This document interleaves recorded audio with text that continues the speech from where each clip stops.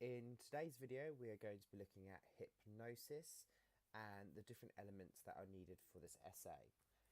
Within your textbook, it would be page 150 to 151. What hypnosis? This is an interesting essay with a couple new elements thrown in as well. Before we really get started into state and non-state, we need to know what hypnosis is. Now, hypnosis arguably places an individual in a special state that isn't a normal waking state, nor are they asleep. Instead, they are inwardly focused, so they are aware of their internal processes and responsive to the hypnotist's suggestions or expectations. Now, the state theory argues that you enter into a special state, whilst the non-state simply argues that you are complying to the wishes of the hypnotist. Within this field, we'll notice with the terms of research, they like to use the following keywords: suggestibility, susceptibility, and compliance. Now, suggestibility and susceptibility are similar in their meaning. It just simply means how prone the individual is to hypnosis or entering into a hypnotic state, whilst compliance is simply the action or fact of complying with a wish or command of the hypnotist. So listening to the expectations that are laid forth and then following them and complying. Now we'll move on to the state theory. That this is the first portion of the essay. The state theory, or neo-dissociative theory, was firstly formed by Hilgard.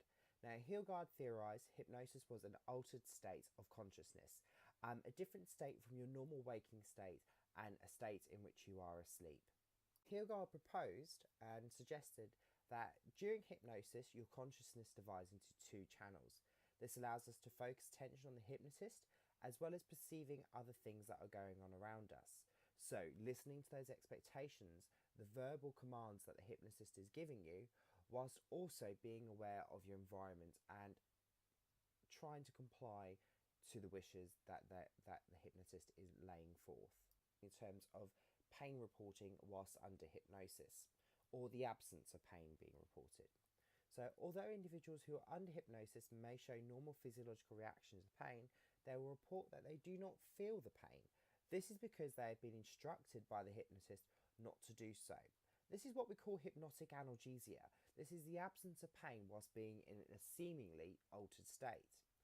Alongside this, regardless of the pain reporting, we also need to take amnesia in as a symptom of hypnosis, because often individuals are unaware of the process of hypnosis, but they are aware of some elements of the hypnotic experience. In terms of hypnotic analgesia, we have got some modern research that helps to support this idea of absence of pain reporting. But instead, we're going to flip it on its head and see whether or not we can mimic this state when we are in a hypnotic or altered state. Now, Hilgard suggests that part of the brain registering conscious awareness of the pain is then separated off from those registering the physiological response to the pain. So we've got these two channels now dividing quite separately on the other. The bit that is unconscious and the bit that is conscious, that is picking up the pain and one that is not. And that bit that is not picking up the pain is what we are actively reporting to the audience or the hypnotist. As I said earlier, Oakley here et al. In 2013 was trying to flip the idea of hypnotic analgesia on its head. The fact that if we are able to get participants to report the absence of pain, can we try to register the same physiological responses to pain when they are seemingly in an altered state? Now, he had 8 participants here, which were highly susceptible, and they were placed within a hypnotic state, and they received a pain stimulus at 48.5 degrees Celsius from a thermal probe in their right hand. This is the physically induced pain condition here. Whilst on some other trials, they gave the suggestion that the probe that was in their right hand would be to the same level of heat, so the same painful level. And what they wanted to see is whether or not they'd be able to see similarities in the fMRIs which they used. One control group. And the fMRI scans showed similar activation in brain areas associated with painful stimulation in both conditions. Importantly, for both physically induced and hypnotically induced pain, the amount of brain activation was proportional to the degree of pain reported by the participant. So even despite those who actually received the actual painful stimuli and those who were hypnotically induced to feel that painful stimuli, there was very little difference between the two of them, and they reported the same levels of pain in each. Now, I'm going to show you the fMRI scans very quickly. Now, the main part of this fMRI scan that we need to look at is this portion here, the physically induced pain portion. The physically induced pain portion here are the ones that were not in a hypnotic state. As we can see, there are different areas of the brain which are activated, which are then registering that pain. Whilst we've got the hypnotically induced section here, and we can see that some of the areas are matching or very similar in their activation to what the physically induced pain condition group were experiencing. Now, what does this mean, or why does this even matter for the state theory? What does Oakley et al. Mean for the state theory? It means we are able to put individuals into a state by which the pain response can be mimicked as if we were receiving an actual pain stimulus.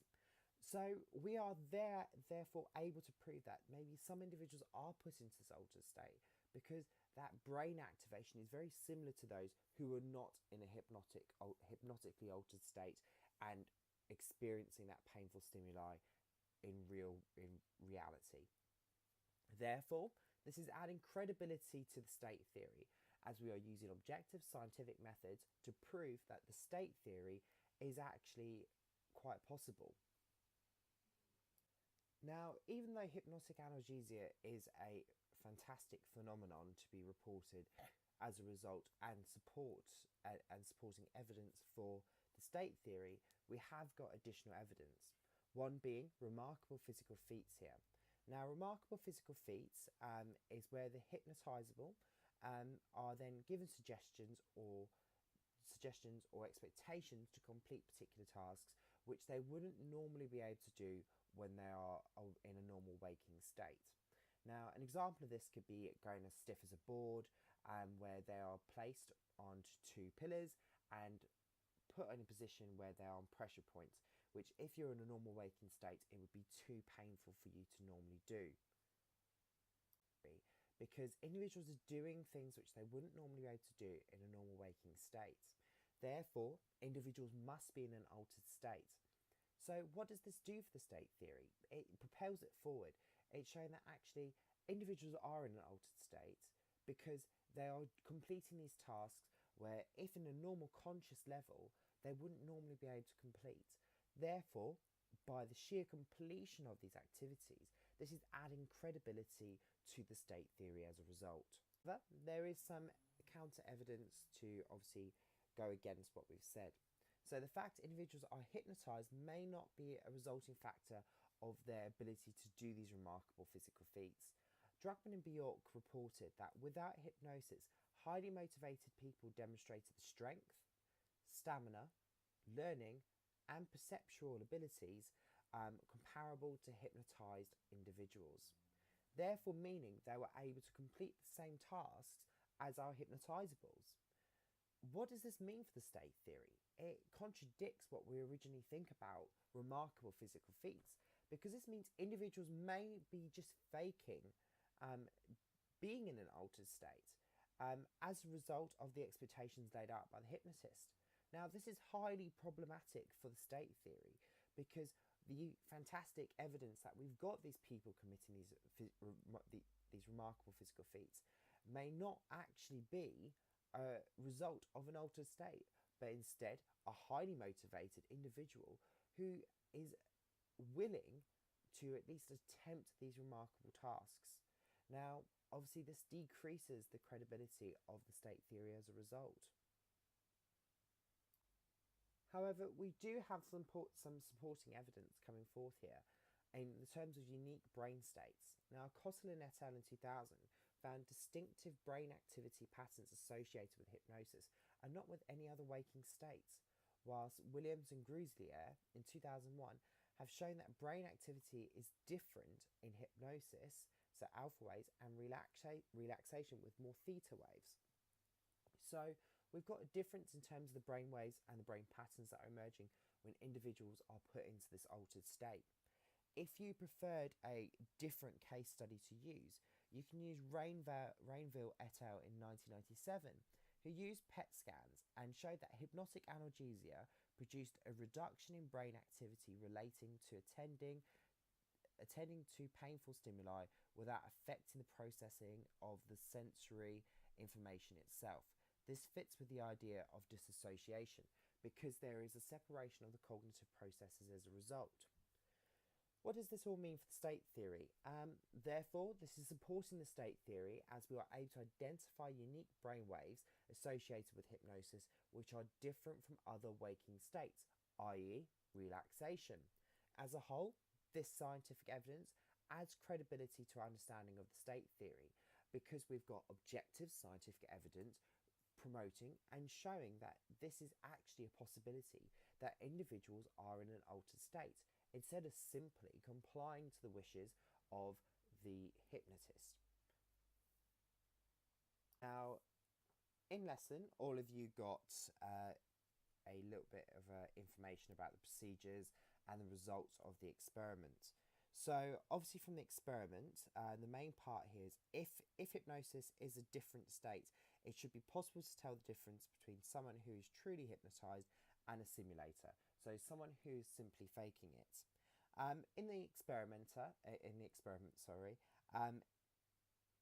In an observation of behaviour when the hypnotist left the room. So the experimenter would fake a power cut and they would leave the room.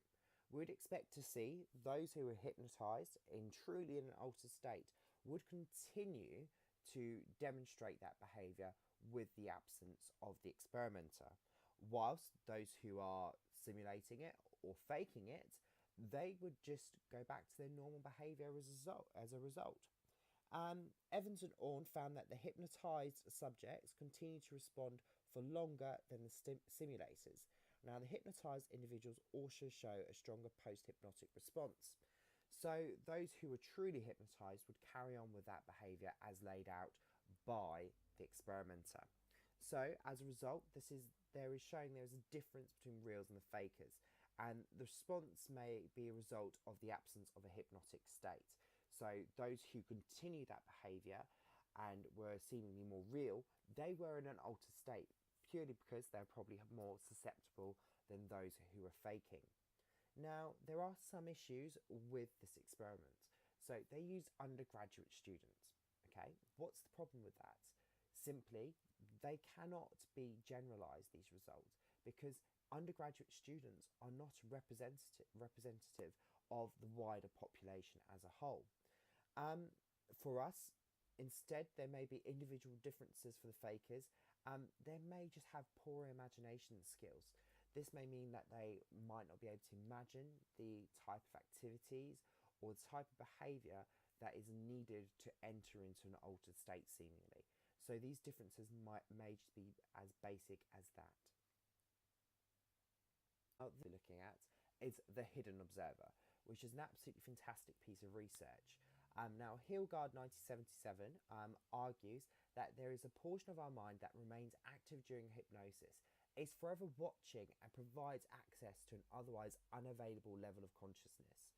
Now, because we're in an altered state, we're able to access this level of consciousness and get feedback from it and listen to what it may have been already witnessing in terms of Hilgard's experiment. Now, let's look at what he did. Now, this is what Hilgard did. So, my subject was a blind student experienced in hypnosis. Once hypnotised, he received the suggestion that at the count of 3, he would become completely deaf. His hearing would be restored when I placed my hand on his right shoulder. An associate and I then banged some large wooden blocks together, close to the subject's head, but he did not react to the sound. He was completely indifferent to our questions. Now, at this point, if he was not in a hypnotic state, he would have flinched. He would have had some form of fear response to those wooden bricks being slammed right near his head. One student asked whether some part of the subject might be aware of what was going on. After all, there was nothing wrong with his ears. I agreed to test this and said to the subject, although you are hypnotically deaf, perhaps some part of you is hearing my voice and processing the information. If there is, I should like the index finger of your right hand to raise as a sign that this is the case. The finger rose. The subject immediately said, "Please restore my hearing so you can tell me what you did. I felt my finger rise in a way that was not spontaneous twitch." Now for us, this is demonstrating Hildegard has been able to access a part of our consciousness which is seemingly inaccessible in a normal waking state. So the sheer fact that this participant's finger rose as a response to Hildegard's questioning shows that there is something that is forever active, forever watching, and forever present, even when we are not aware of it. Student's questions. He told the student, who was still hypnotised, so still in a hypnotically deaf state as it were, that there was a hidden part of his mind which knew everything which had happened. Hildegard gave the suggestion that when the individual's arm was touched, the hidden part would become conscious and be able to start to relay the information in which what's been happening whilst the participant has been hypnotically deaf.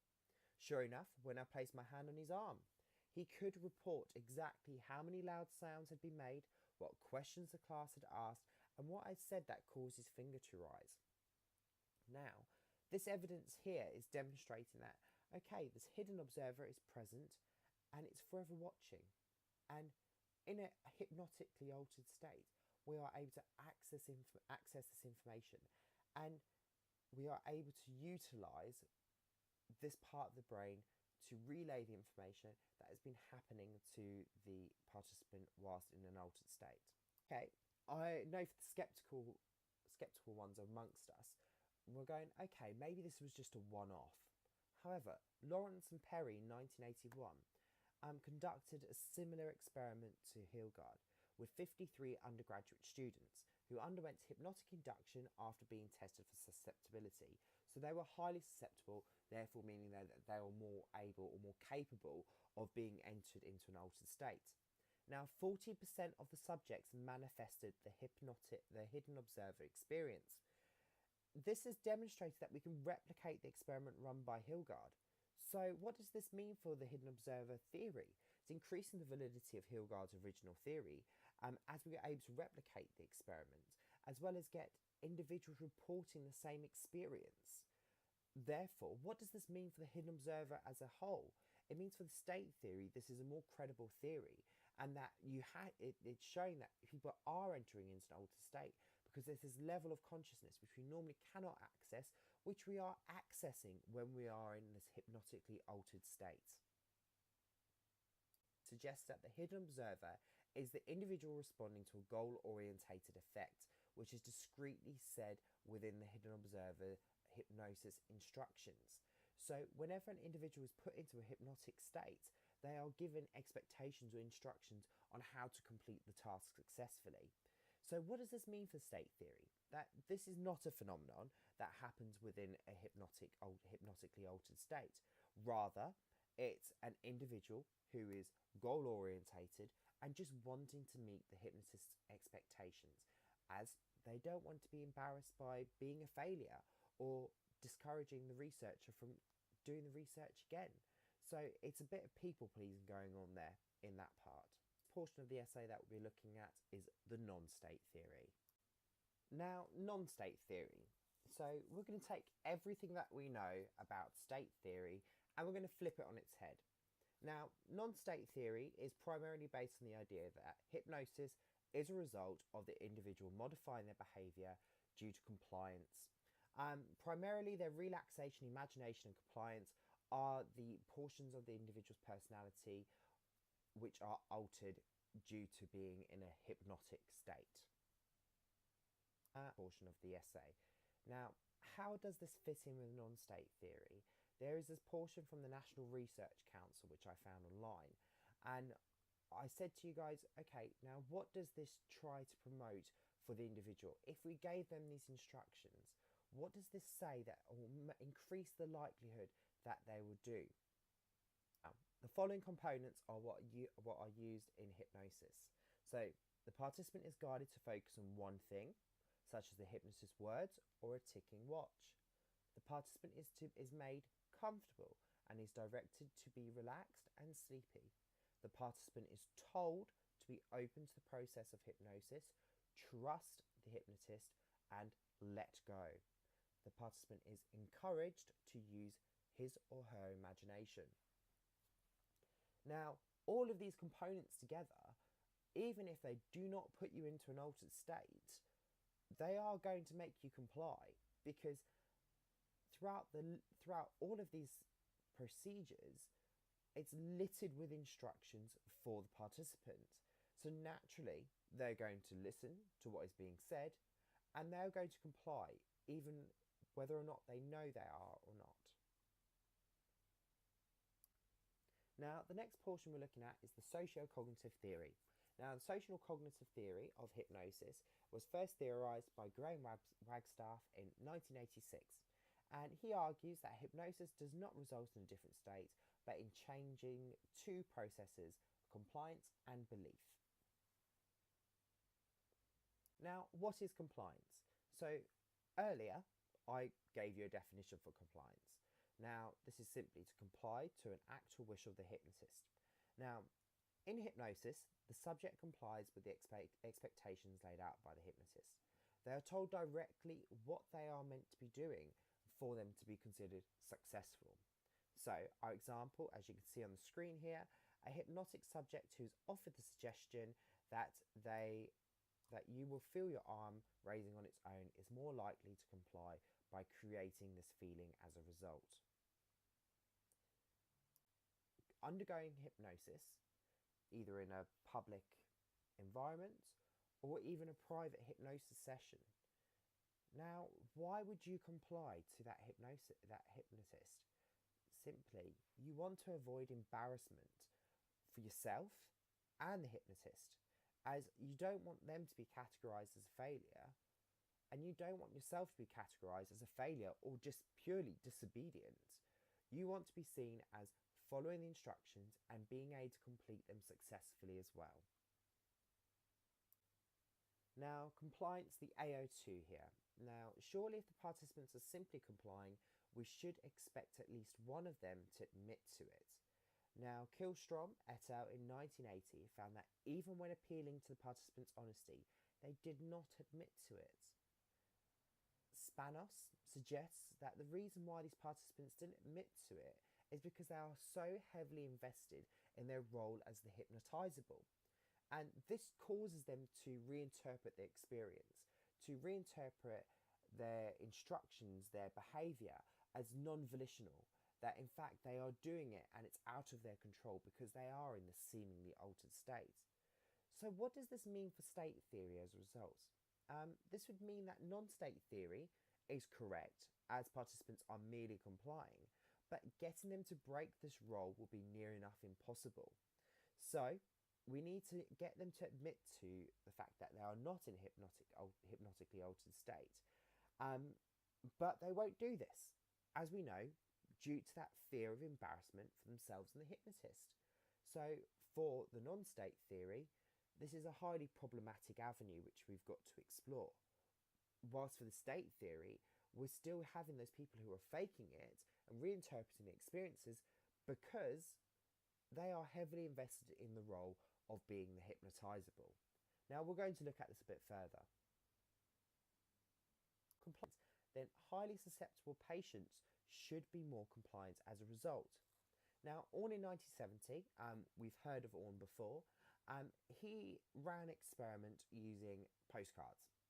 He had three groups, highly susceptibles, those who fell in the middle, and those who were not susceptible at all. And he wanted to see who would be most likely to send those postcards back. He found that when testing participants' hypnotic susceptibility by asking them to send back a packet of postcards, he found that highly susceptible participants were not more compliant. Instead, those who were low susceptibility were more compliant as a result. Now, if we think about what we've covered so far for the non-state theory, this is because they don't want to appear as a failure. So therefore, they are more likely to complete the instructions because they want the hypnotist to believe that they are in an altered state. Therefore, this is making us question if compliance is strong enough force to change a person's behaviour to an extent. But from what we can see here, maybe it is. Maybe there's another element which is happening, which is going to help them reinterpret the situation in which they've just experienced. Now, as I've just touched on previously, now for these individuals sending these postcards back, they're going to comply to an extent, but there needs to be another element which is altered as a result.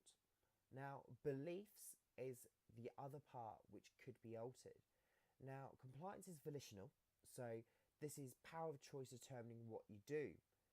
The point is that the hypnotizables believe that they are in an altered state, so they're going to comply, and they start to believe that their behaviour is not volitional, so it's out of their control. They are in an altered state. So those low susceptibles that are sending those postcards back, they're going, I'm reinterpreting my experience, and I'm believing that I'm doing this behaviour because I have been instructed to, not because I'm faking it and I'm choosing to do it. This is what leads them to believe that their hypnotic experiences are real as a result.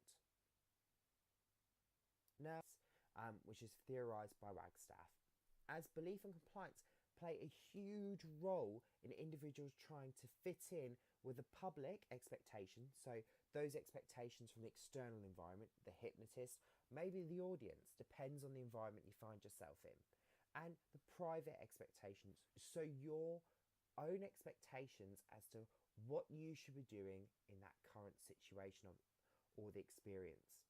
Now, Wagstaff calls this the ESC process, which simply stands for expectations, strategy, and compliance, which are absolutely crucial. Now we're going to look at the ESC process and breaking it down.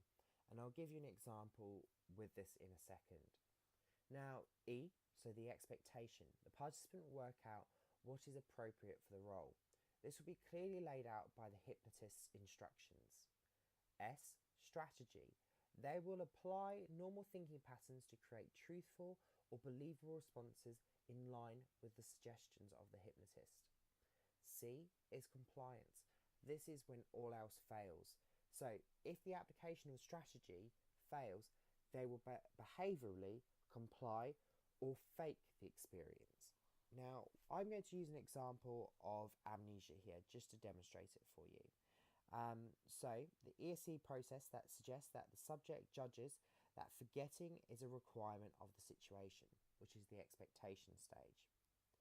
Then they either employ inattention to block memory, so they will try to actively block certain memories from being accessed, which falls into the strategy phase.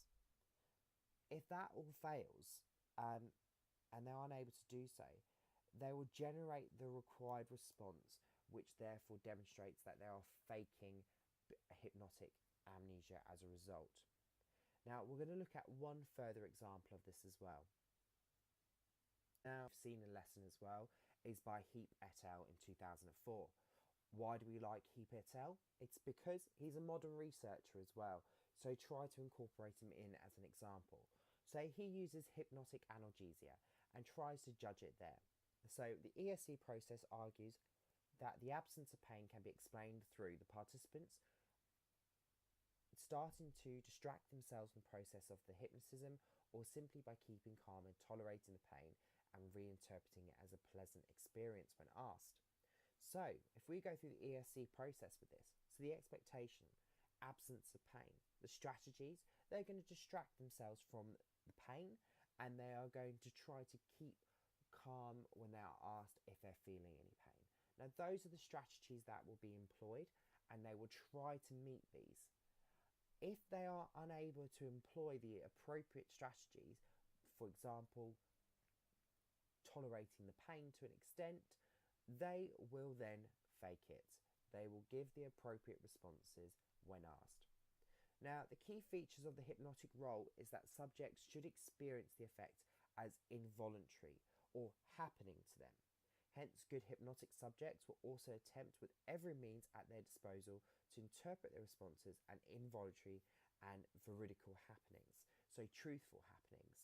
Now, for us, the ESC process is just really demonstrating what is happening in that latter point, that they will, as a result of that process, reinterpret their experiences as being non-volitional, as being veridical happenings.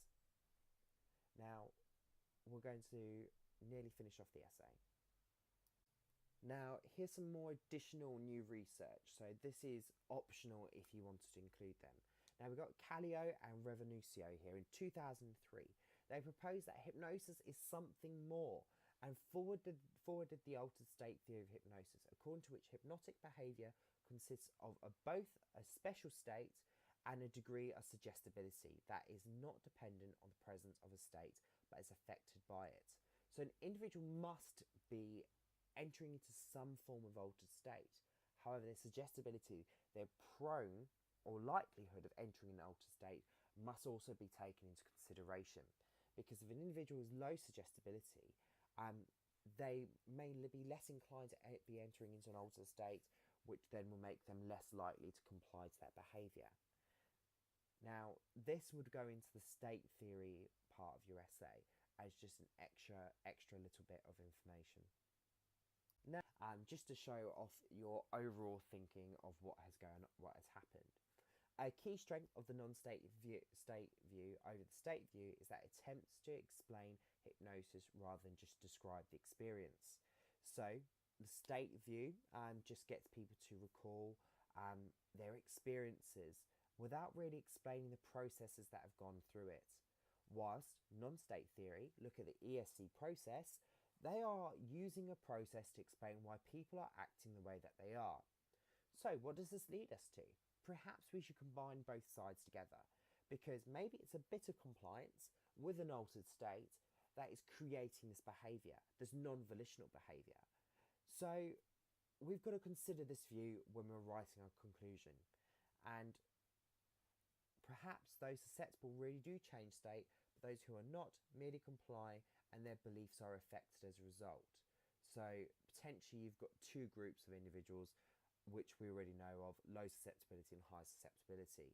Those who are highly susceptible, altered state.